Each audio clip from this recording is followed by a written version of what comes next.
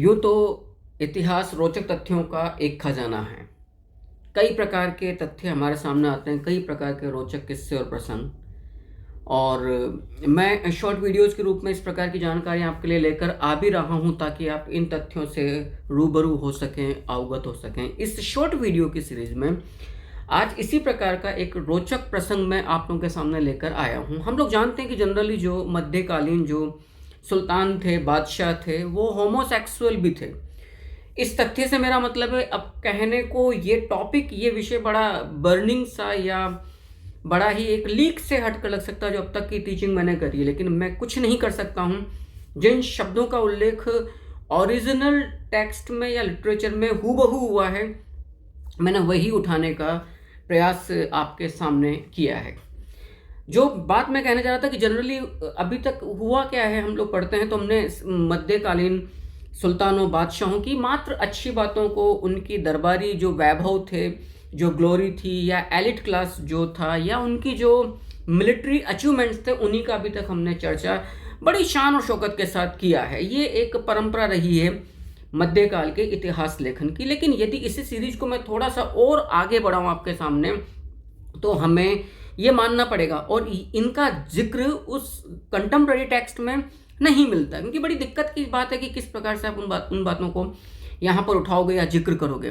तो जो मैं कह रहा हूँ या कहने जा रहा हूँ, सिंपल सी बात ये है कि मध्यकालीन जो सुल्तान थे या मुस्लिम शासक थे, वो होमोसेक्सुअल, जिसको हम गे कहते हैं, कि वो लड़कों से भी उतना ही प्रेम करते थे, उतनी मोहब्बत करते थे अपने गुलामों के साथ, अपने दासों के साथ। हम लोगों ने अलाउद्दीन खिलजी के संदर्भ में इस बात को देखा था। एक बड़ी घटिया सी मूवी आई थी जिसको पद्मावती या रानी पद्मिनी, संजय लीला भंसाली, यकीन मानिएगा यदि वो सज्जन मेरे सामने बैठे होते किसी डिबेट में, तो मैं बताता एक्चुअल हिस्ट्री क्या होती है। तुम कितना बड़ा मखौल खड़ा कर रहे हो इस हिस्ट्री के साथ, स्पेशली मेरे राजस्थान के राजपूताने का जो एक ग्लोरीफाइड हिस्ट्री है, उसको मटिया मेट कर रहे हो। बहरहाल वो टॉपिक अलग है।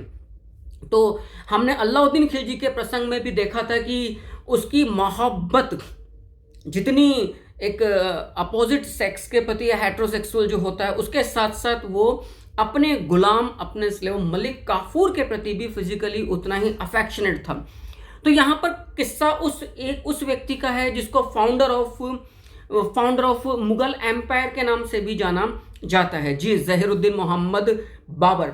और बाबर इस अपने प्रसंग, अपनी इस मोहब्बत लड़के के प्रति, अपने एक दास के प्रति जो मोहब्बत है, उसका जिक्र वो खुद, उस वाक्य का जिक्र वो खुद अपनी पुस्तक, अपनी रचना वाक़ियात बाबरी या तुज़ुक बाबरी, जिसको बाबर नामा के नाम से भी जाना जाता है, मूल रूप में तुर्की भाषा में लिखी गई है, के अंदर वो बड़े तफसील से करता है।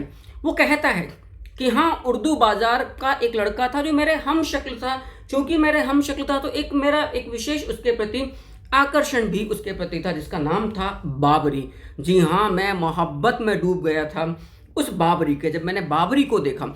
अब बाबरी यहाँ पर कोई फीमेल नेम नहीं है, याद रखिएगा इस बात को। लड़के का नाम है जिससे मेरी मुलाकात उर्दू बाजार के अंदर हुई। और इस बाबरी के प्रसंग को स्वयं बाबर अपनी रचना, स्वरचना, ऑटोबायोग्राफी के अंदर एक फारसी शेर के रूप में करता है। इस परवरिश पर क्या हुआ शेदा, याद रखिएगा, इस परवरिश पर क्या हुआ शेदा, बल्कि अपनी खुदी भी खो बैठा।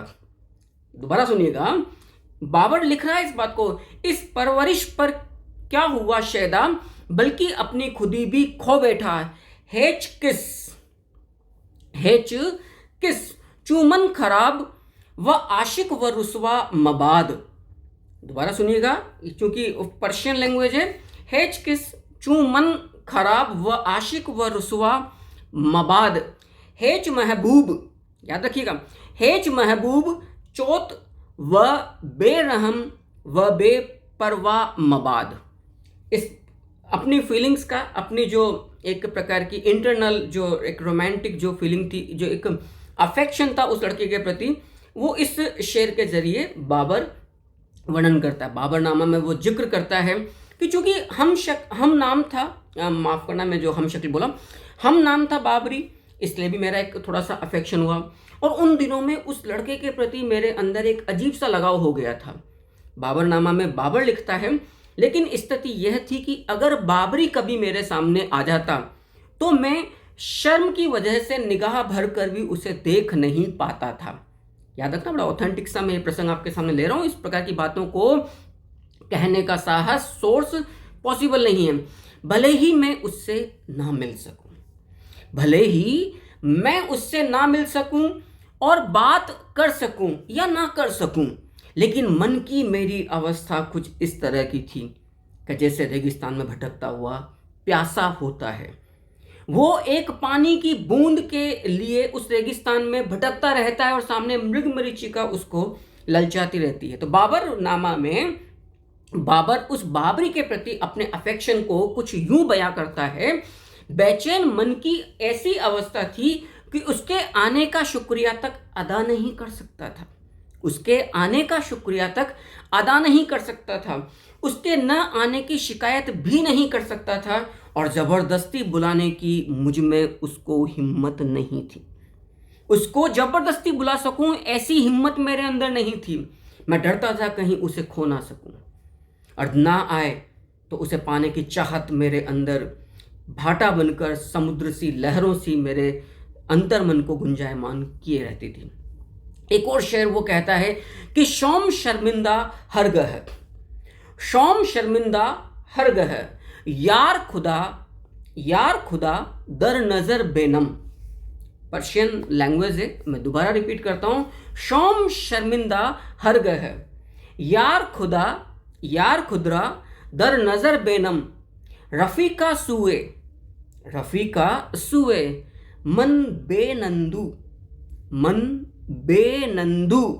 मन सुए दीगर बेनम। उन दिनों मेरी स्थिति, इस पंक्ति को मैं थोड़ा सा, उस प्रसंग को थोड़ा सा और आगे बढ़ाऊं। उन दिनों मेरी स्थिति कुछ बड़ी व्याकुल सी थी। इश्क और मोहब्बत का जोर, इश्क और मोहब्बत का इतना जोर, एवं जवानी और जुनून का ऐसा प्रभाव कि कभी मैं नंगे पैरों के, कभी नंगे सिर में घंटों बागान में व्याकुल अवस्था में टहला करता था। महलों में, बगीचों में, बागों में डोला करता था। न मुझे अपनी फिक्र थी, न परायों की, और न परवाह थी। बस इच्छा थी तो सिर्फ इस बात की कि एक बार मेरा सनम, खुदाया सनम मेरे सामने आ जाए, मेरे रूह को थोड़ी सी शांति मिल जाए।